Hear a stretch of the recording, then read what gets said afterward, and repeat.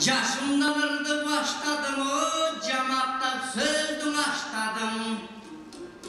Tokum özümüz bergen kagazdı tiyagım özgün göçeyin çatladım.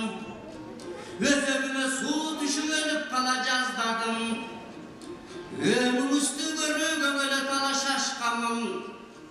Önörü menin askırmay destebeze kömürdüm başkanın.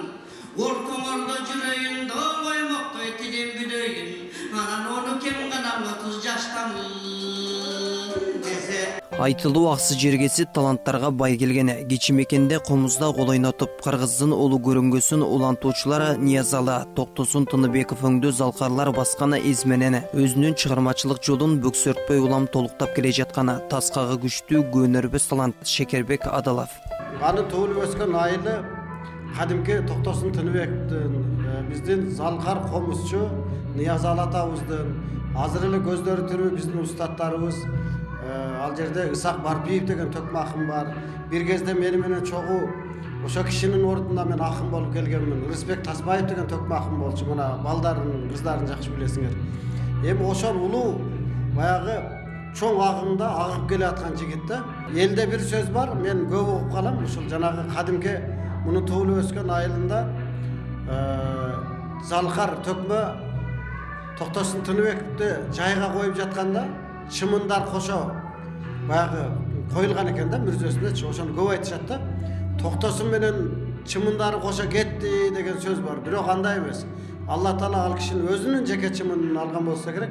Бирок калган улантуучу бардык талантыны ушул Шекербекке таштагандай менде сезилет да. Аргымак күлүк чыкса төрт туягы тыбырайт деп айтылган сөздүн улайы аталар салган жолду жолдоп кыргыздын 3 кылдуу улуу аспабы болгон комузда кол ойнотуп насаатырларын, дастандарды термелерге жан киргиз аткаруу менен бирге токтоосуз аккан суудай төгүлгөн төкмөлүк өнөрдү жолдоо кадыресе бийиктик. Маданияттын мыкты кызматкери төкмө акын Шекербек Адаловдун 25 жылдык чыгармачылык кечеси албетте мына ошо жогорку деңгээлде өтүп атат. Шекербек Адалов буга чейин өмүр термеси деген мына ошо ырлар жыйнаган чыгарса, ал эми бул 25 жылдыкка утурлай мына ошо Бишкек Батыр тарыхый дастанындагы мына ошо чыгарып окурмандарга тартуулап жаткан учуру негизи Шекербек экөөбүз мына ошо студенттик кезден бирге ошо чыгармачылыкка аттанып бүгүнкү күнгө чейин чогуу теледе дагы кесиптеш болуп ал эми жашоодо дос болуп келе жатабыз.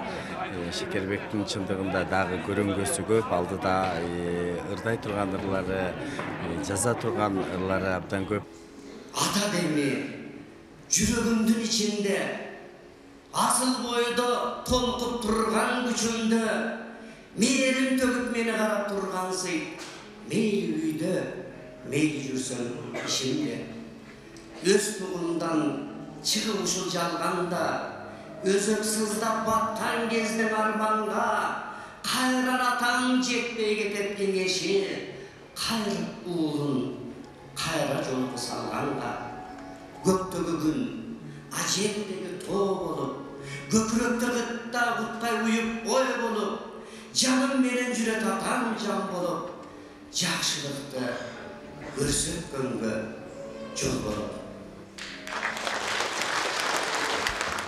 Чыгармачылыктын түмөн түйшүктүү жолуна туруштук берүү менен талбас эмгектин аркасында акынга кубат дем берген Айланам кыргыз элимден аттуу чыгармачылык кечесин өткөрүүсү ийгиликтин дарегине өнөрдүн бийигине карай арыштаган арымдуу кадамдарынын бири. Баягы 25 жылдык деп мындай оңой айтылганы менен бирок ойлонуп көрсөң көп убакыт өттү да. Ушул арада кыйынчылыктар өттү, жыргалчылыктар өттү. Мындай чыгармачылыктын өзүнүн түйшүгү өттү да. Анан мен эми бул 1 ай, 2 ай деп айтпайын, ошол жылдын башынан баштап ошо 25 жылды кечемди берем деп жүргөмүн.